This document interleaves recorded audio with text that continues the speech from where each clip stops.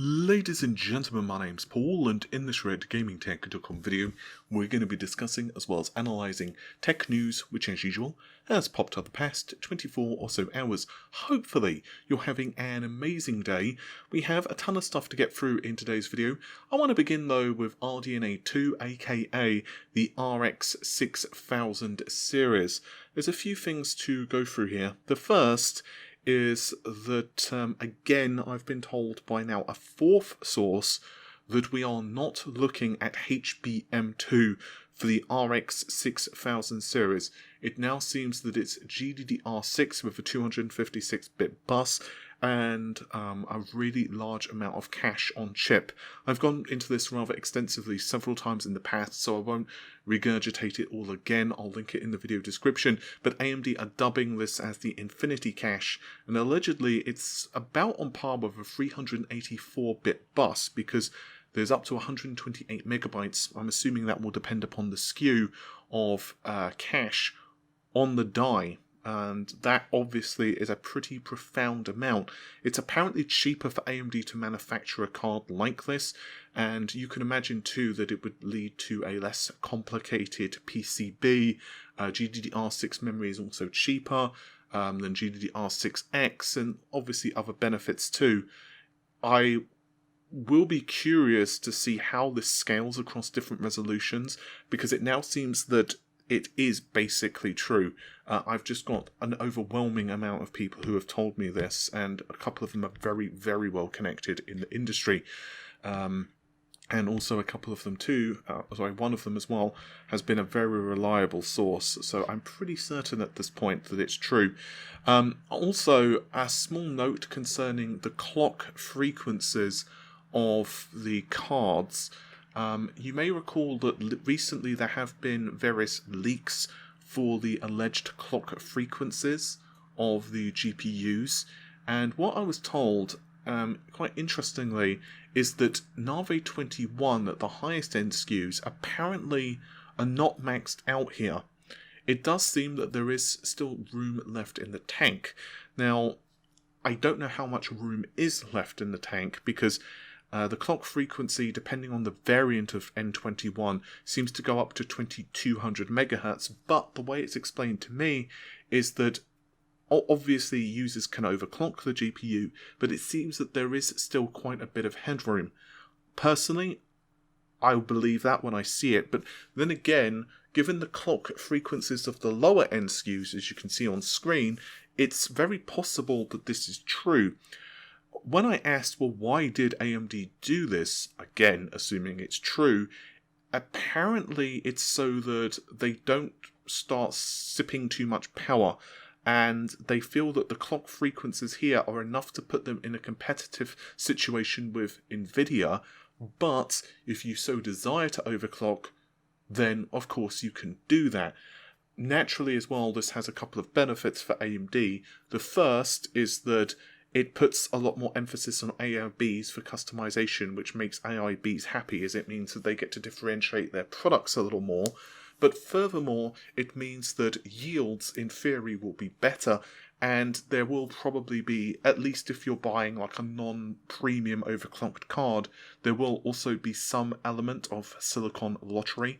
I was again told that the plan possibly is for a liquid-cooled variant of this GPU, and I am also at this point pretty damn certain that my earlier information for energy efficiency on a per CU basis is accurate. So the roadmap originally stated that it was 50% was the target performance per watt improvement. However, then I got told by another source that this is not the case anymore. AMD is shooting for higher, possibly up to 60%. Again, that's per CU. Now this has been stated that it's probably right by now a second and now a third person.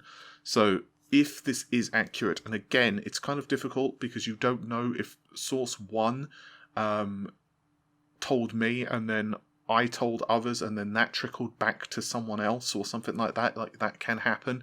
So one piece of information can come back to you, which kind of means that you're getting confirmation from something you either said or someone else said. So as always, with any of this information, do take it with a pinch of salt until AMD confirm it. I am personally of the mindset that if Lisa Su called me at 2 a.m. on the phone, gave me a face-to-face conversation, she gave me all of the specifications of the card, the performance targets, the release dates, the prices, everything, I would still be like, that's great. And even if I knew 100% that who it was, and I was asked by Lisa, do not say it was me that gave you this information, I would still report it as, take this with salt. Because at the end of the day, anything can literally happen until the GPUs appear on store shelves. That's how I see things. Prices can change until last minute. Specifications, especially for unreleased SKUs, obviously can change. And plus, internal results are not necessarily what we can expect for final production samples. With this said, I am now growing very confident that AMD will be bringing the fight to Nvidia. This is not, however, me saying that Nvidia is doomed. This is not saying that Nvidia is, doom and gloom. I think that Nvidia will fight back very well. I believe that RDNA 2 is going to be a terrific architecture. Also, a very small thing that I wanted to quickly add in too. There are some misreports for something that Cortex has put out. Now, I don't really watch Cortex's stuff. In fact, I rarely watch any other YouTubers, to be really honest with you. There are a couple of small exceptions, like if Digital Foundry have an exclusive, for example, I'll watch that. But generally, I don't watch other YouTubers. However, the misinformation here that people are putting out, and also some kind of negative comments towards Cortex, I don't feel is founded. Basically, what happened is he received a image of a die of Navi 21. Now, I'm assuming that his sources are correct. I cannot confirm that. But what he then did was go into Photoshop and create a facsimile of this using the Navi 10 die. Now, the reason he did that is very simple. He did not want his source to be easily tracked down, because obviously cores have markings in them, especially if, I don't know if it's a pre-production sample or what, but if it has easily identifiable markings, which, hint, it does, you do not want this to be self-evident, especially if, for example, that shot was something that was being used internally by AMD. We don't know. Maybe it was. For all we know, it could have been used in a PR slide. Again, I'm not saying this is the case. I'm just simply pointing out that you don't know how and who has access to that image. So, photoshopping this, and you can see the comparison yourself. Now, I do disagree with what he's saying about performance targets. I'm very confident that AMD will be bringing the fight to Nvidia. I think that we're going to be seeing an amazing choice between customers. And I think that if the information I've said is accurate regarding no HBM2 at all on any of the GPUs, it would be very interesting. Yeah, I really want to see the GPUs. But while I'm very excited for RDNA 2, and don't get me wrong, I kind of feel like I'm just like jumping into the future suddenly. But for me, I'm actually kind of more hyped about RDNA 3. To my understanding, RDNA 3 has some radical improvements over RDNA 2. It's not a small iterative step. There are tangible differences on both the way ray tracing is handled and also geometry performance, as well as other obvious things like, just overall improvements in performance with traditional rasterization graphics. So I am still very hyped about RDNA 2, but as I said, I'm just as hyped for RDNA 3, and I think the next 12 to 24 months in graphics is just going to be absolutely ridiculous. Oh, speaking of that, I also have an interview coming on the channel very soon with Neil Trevitt from Kronos Group. He's also pretty high up over at Nvidia as well. Neil and I had a really good conversation about a ton of stuff. We really did. ray tracing, Vulkan APIs, console performance, PC hardware, tons of stuff. So if you want to check that out, it will be on the channel over the next few days. I've been sent over all the audio and accompanying slides, so that will start to be edited pretty damn soon. And Neil has also tentatively agreed to be on a podcast too, so we're going to be getting a couple of very cool guests for that. That's the plan. So he and I are working on that behind the scenes, and as I said, I'm really hyped. It was an amazing interview, amazing discussion, so I'm really looking forward to kind of doing that, because I think that it's going to be super fun. I'm going to try and get Matt Hargett as well, who is of course a former PlayStation employee. He's now working over at Roblox, and obviously we've had a couple of podcasts with him already. And the last one was with Bob Duffy, who works over at Intel Graphics. So yeah, if you are interested in that kind of podcasty stuff, do let me know. I really enjoy making them. Anywho, let's continue, shall we, onto the console-related stuffs, because there have been some interesting developments for PlayStation and Xbox. As you are likely aware, Sony have been less than forthcoming with a lot of details for the PlayStation, but finally a bunch of Japanese YouTubers have essentially gotten their hands on the hardware, although in a quite limited capacity. I will say that how this is being handled, I personally dislike. I think that there are an awful lot of NDAs in place still, but with that said, as with either of the consoles, I'm hyped for them, but I will reserve judgment until they do launch. But there is a fascinating story that's been kind of emerging, and that is that the PlayStation 5 is not anywhere near warm when it's in operation. There are reports, I'll link a couple of them in the video description as well, that we are looking at consoles running 90-ish minutes with games, obviously, that are running like Godfall or what have you, and the console apparently is completely silent or almost completely silent during operation, and furthermore that the air which is being expelled out of the console as well as the actual console itself is pretty much completely and utterly cool. There is no, boiling hot air, like it feels like your skin is melting off, like, you've gone into the furnace of Terminator 2. It's not like that. Instead, it's cool, it's working and functioning absolutely how you would expect. And this, honestly, is not surprising to me. I've gone on record several times and stated that the PS5 is very cool and silent running. In fact, I've actually made multiple videos where in one video I actually detailed the PlayStation 5's bring-up in terms of the internal testing procedures which Sony employed to test the console during the bring-up of it. So in other words, how Sony would test it in different environments, how Sony would react if there were issues, and so on and so on. It was quite a lengthy video. And again, I went into it rather extensively.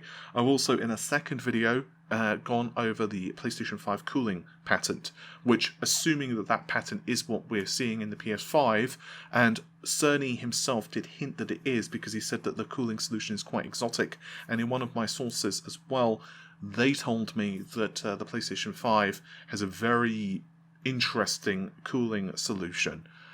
So again, I went over that rather extensively, and I've also gone over the PS5's APU bring-up, where I was detailing how different revisions of the silicon, such as Ariel, Oberon, and so on, were very early, and basically were not running at full capacity. This is another reason that when people say something stupid like the PS5's overclocked, it just makes me hold my head. Because it just isn't how things work. It's that simple. Because if they're using the Oberon tests, for example, as that point of comparison, yes, it was running at 2 GHz because it was, very early silicon, but the Xbox Series X was also not running at the full clock speed as well. In fact, the Xbox Series X, Arden, was running as pre-silicon. So it actually had 56 compute units running, and obviously these have since been cut down to just 52 because of production yields, which is typical. The PlayStation 5 2 has 40 CU, and again, 4 of those are disabled for yield purposes.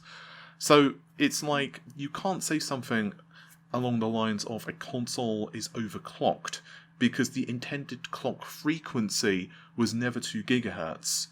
It was just being used to test things. In fact, at that point, even when the results themselves from GitHub were leaked, we actually had way later silicon, which was actually being used by Sony and AMD for the PS5 bring-up. In other words, to clarify, the GitHub results, when they actually leaked, were old. They were not even relevant as of the time that they leaked, other than some things, such as the basic configuration of the GPU, such as the number of compute units. That was fairly accurate.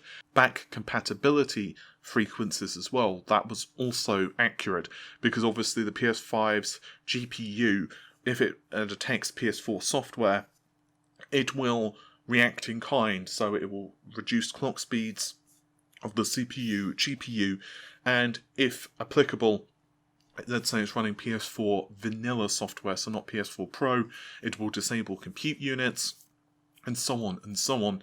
It's a different solution entirely to what Microsoft have employed with the Xbox Series X.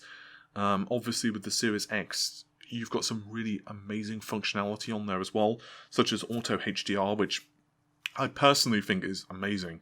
I look forward to really testing that out and like trying different games on it. But long story short, the PS5 is fine. It's not overheating. And this actually brings us, it's like it never stops. It just never stops.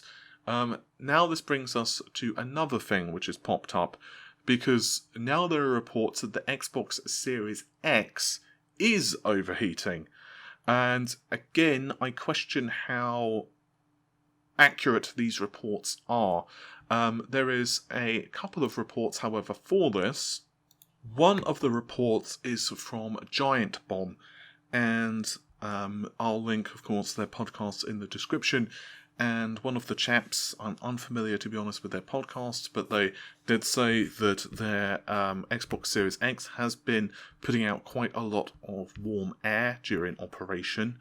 And there is also another report on Twitter too, and in this particular instance, a gamer named Boo, they are stating that they can't go into details because of NDA, but this is what happens to Xbox Series X when it's on for more than 2 hours. Or was it? Because if you actually go to their profile, they literally have it locked at the moment, and their name is changed to Call Me Shaggy, because it wasn't me. Pretty good reference. And furthermore, in their bio, which again is locked, so I can't read it, they state that Xbox post wasn't me, LMAOO, stop adding me, private profile, no proof, no ad, and you can read it yourself. So in other words, they are denying that they made this post. I don't know for certain, but either way, I think now people are just running with the opposite narrative of the Xbox. Phil Spencer himself has gone on record and said that the console is quiet as well as cool. He said that it's roughly on par with what we see with the Xbox One X. The Xbox One X, at least my console, is really bloody quiet. I mean, even under pretty big loads like Shadow of War, I could barely hear mine. As well as it didn't seem to be putting out tons of heat. I will admit, though, it's been a while since I've played either of my consoles at this point. As most of you watching this know, I'm much more of a PC gamer than I am either console. I've actually got an Xbox Series X and Series S and a PlayStation 5 on pre-order. Don't ask me how I managed it. It was luck.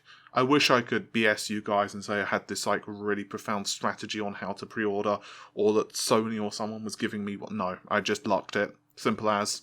I'm going to be honest. I don't know how. I just literally lucked it. Simple as that. Just pure luck. And I'm hyped for both consoles. I am skeptical that the Xbox Series X is going to shut down in 2 hours. If it does, or this specific console has issues, I have multiple questions. Was it damaged in shipping? It can happen. is it a pre-production console? Is it an early console? That's possible. So in other words, was it a fully mass-produced console? Was it perhaps that a small number of consoles had issues? What about the actual environments that it was working in? And this also, by the way, I would ask the same thing regarding Giant Bomb 2. What about the environments that they had it in? What are these issues? How hot is hot? If it's actually expelling warm air, that's not necessarily a bad thing, because you kind of want it to expel warm air. The problem is not whether the air itself is warm necessarily, it's whether the actual chip is maintaining the appropriate temperature. If you take a look at a graphics card, and it really doesn't matter whether we're referring to AMD or Nvidia here, it doesn't overheat if it goes to like 70 degrees, for example, but the air which is coming out of it is warm. It's that simple. So I question this narrative of the Xbox overheating as well. Again, I'm not saying that they don't have any technical issues. I would be amazed, honestly, if there weren't small teething issues for either console. I suspect that there will be, a very small number of consoles which do have problems. It was the same for the Xbox One, it was the same for the PlayStation 4, it was the same for the 360, the PS3, the Nintendo Switch, the Wii, I believe, as well had some issues. I can't remember what they were offhand. Yeah, I mean, even going back to the bloody Sega Saturn, I literally had a Sega Saturn bought for me when I was like a really young kid, and it worked the first time, and then after that it would be, I wouldn't even say it's 50-50 if it would turn on. Like 50-50 is being generous. It was like 1 in 10 it would turn on.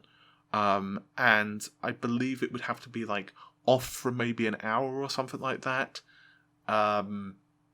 And then I assume that all the capacitors and everything would drain, and it eventually would come back on if I was extremely lucky and the stars aligned. And it was actually much later on. I can't remember what the actual problem was now, because it was a long time ago I googled it. But much later on I did Google, and apparently it was issues with the original run of Sega Saturns, that a very small number of consoles actually did have problems with their power supply, but I can't for the life of me remember what they are offhand, and I'm not going to re-Google it.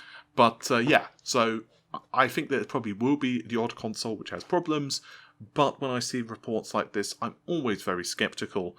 That isn't to say that the folks are lying about this, and again, gamer named Boo is even denying that they made this post to begin with, and it's very possible that it's fabricated. And honestly, I don't really want to do the due diligence to find out if this post is real and like kind of do Google cache and stuff, because even if it was true, the same points would be made by me. Anyway, with all of that said, thanks very much for watching the video. This turned out to be way longer than what I anticipated. And yes, that's what she said. But I'm going to let you all go for now. Thanks for watching. Take care of yourselves. Bye.